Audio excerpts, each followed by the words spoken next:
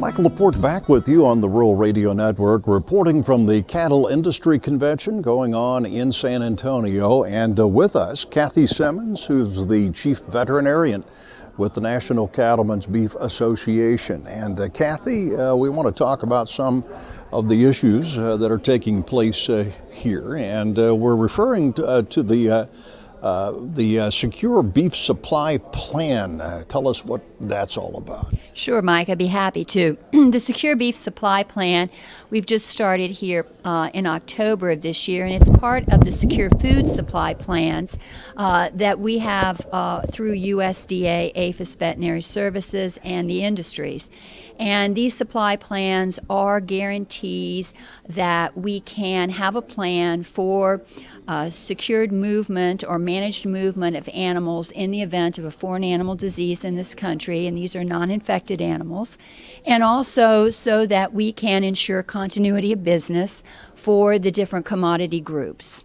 Currently, we have a secure milk supply plan, a secure pork supply plan, a secure broiler supply plan, and secure egg supply plan. So we in the beef industry are looking to have a domestic movement plan and a business plan for the beef industry in the event of a foreign animal disease such as foot and mouth disease. So is that the biggest fear out there, that particular disease, foot and mouth?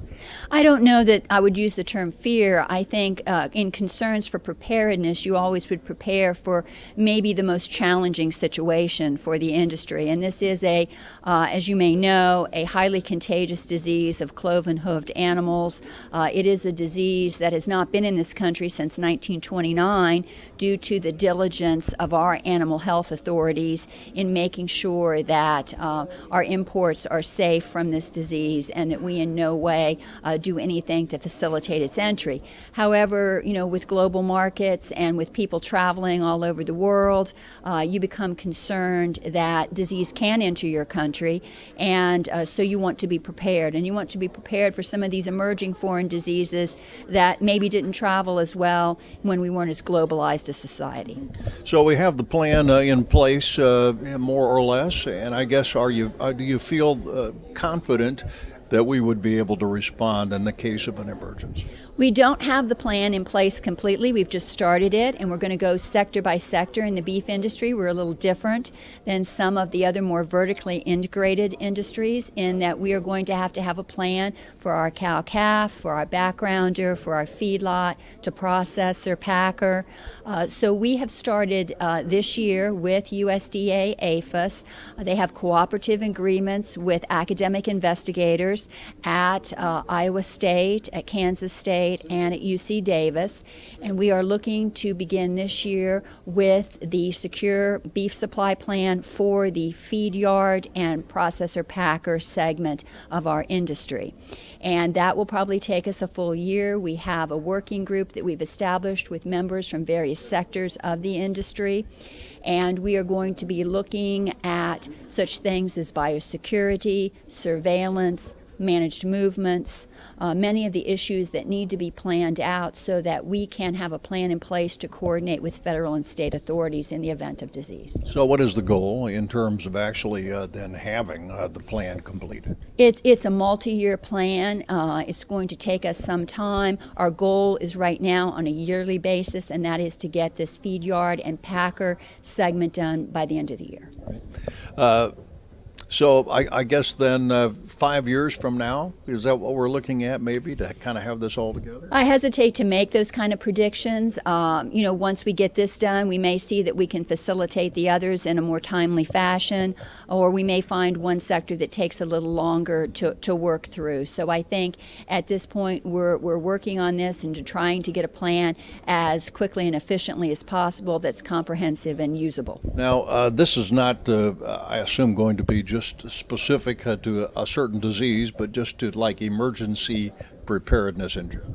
That's correct. Foreign animal disease preparedness. We looked to foot and mouth disease as an example of that, but I think this could be utilized for other either emerging diseases or foreign animal diseases that we might be faced with where we needed to use this type of control measures. Well, I'm sure that it's one of those things that we hope that we never have to implement, but I'm sure that we're going to have it in place.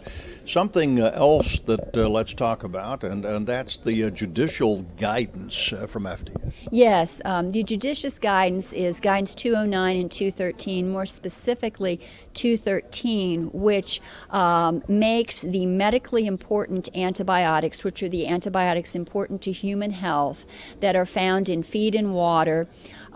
We have gone ahead and we're going to go ahead and put those under veterinary oversight, and we have removed, or their plans are to remove, the growth promotion indication for these medications. Now, with the judicious guidance, it is called voluntary because the drug companies who manufacture these products had to voluntarily decide to change their labels to remove growth promotion and to go ahead and label them for prevention, control, and treatment as pertain to the drug.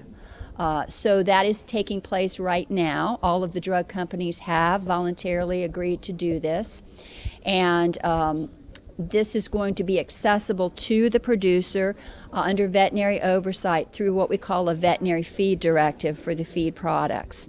And this is something that is not a new vehicle for accessing drugs. We have Pulmotil, which is currently under a VFD at this point, but it is something that is not widely used in the industry, so there'll be an educational process on that. There have been some changes to the veterinary feed directive proposed that would increase flexibility, make it more accessible for use, hopefully streamline some of the process and the record keeping. And the final guidance on that is due out from FDA in the spring of this year. The implementation timeline for judicious guidance 213 is going to be December of 2016. Anything else on your radar that you're working on? I think these are two very big projects, all of this. We also are looking at the increased interest in antimicrobial resistance, and that ties into the judicious guidance, the President's recent executive order for combating antibiotic-resistant bacteria, and the recent directives to the agencies to have antimicrobial resistance action plans. We are looking at that, and we are seeing how our quality assurance programs can support judicious use. Well, good to get the update. We appreciate it. Kathy Simmons, Chief Veterinarian for the National Cattlemen's Beef Association, visiting with us here at the meeting in San Antonio. From the Cattle Industry Convention for the Rural Radio Network, I'm Mike LePorte.